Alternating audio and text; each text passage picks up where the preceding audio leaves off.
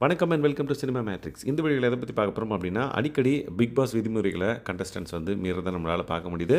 First week அப்படின்றனால okay அப்படின்னு சொல்லிடலாம். ஈவன் விஜய் சேதுபதி சாரும் எதுவும் கேட்கல. பட் இனிமேல் இது கண்டினியூ ஆச்சு அப்படின்னா next week Vijay Sethupathi sir கேட்பாருன்னு சொல்லிட்டு நம்ம எக்ஸ்பெக்ட் பண்ணலாம். லெட் சி என்னென்ன விஷயங்கள்லாம் இவங்க பண்ணுறாங்க, விதிமீறல் பண்ணுறாங்க அப்படின்றத டீட்டெயிலாக இந்த வீடியோவில் பார்க்க போகிறோம். அதுக்கு முன்னாடி நம்மளோட சேனலை நீங்கள் சப்ஸ்கிரைப் பண்ணாமீங்கன்னா சப்ஸ்கிரைப் பண்ணி சப்போர்ட் பண்ணுங்கள். முக்கியமாக அரோரா வந்து பார்த்திங்க அப்படின்னா கையில் துஷாருக்கு வந்து எழுதி காமிக்கிறதா இருக்கட்டும், அதுக்கப்புறம் நிறைய சைன் லாங்குவேஜஸ் வந்து அவங்க யூஸ் பண்ணுறாங்க கம்யூனிகேட் பண்ணுறதுக்கு.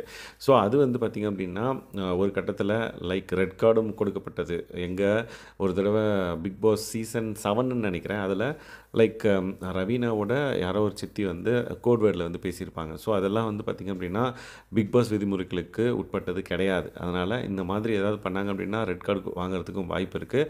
Let's wait and see. So இவங்க மட்டும் இல்லை, லைக் சூப்பர் டீலக்ஸ் டீமில் வியானா, அதுக்கப்புறம் ஷுபி, அதுக்கப்புறம் ரம்யா, இவங்க 3 பேரும் வந்து பார்த்திங்க அப்படின்னா மைக்கை வந்து ரிமூவ் பண்ணிட்டு குசு குசுன்னு ஏதோ வந்து பேசிகிட்டு இருக்காங்க. லைக் நாமினேஷன் ஃப்ரீ பாஸை பற்றியா, இல்லை வந்து யார் யார் எந்த வேலையில் போடலாம் அப்படின்றத பற்றியா என்னன்னு தெரியல. சூப்பர் டீலர்ஸ் வீட்டுக்குள்ளே தான் இருக்காங்க. அவங்க ஏன் இது குசு குசு பேசுகிறாங்கன்றது ஒன்றும் புரியல. அதுக்கப்புறம் வினோத் வந்து பார்த்திங்க அப்படின்னா கையில் ஒவ்வொரு பேரோட ஸ்டார்டிங் லெட்டரை வந்து எழுதி காமிச்சு இவங்களை இங்கே இவங்களை அங்கே அப்படின்ற மாதிரி பேசுகிறாங்க. இது அவங்க சூப்பர் டீலர்ஸ் வீட்டுக்குள்ளே தான் இருக்காங்க அப்படின்னா நார்மலாக அவங்க வந்து பேசிக்கலாம்.